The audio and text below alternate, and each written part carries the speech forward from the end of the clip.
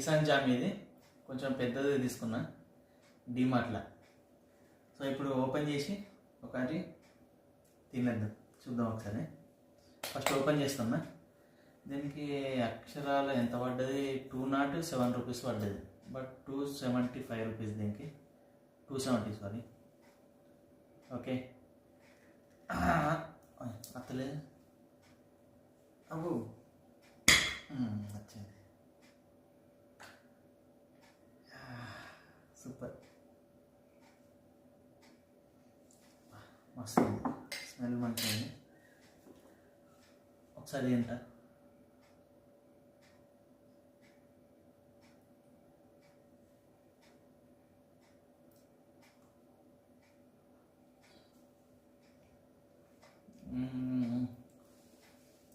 వస్తుంది.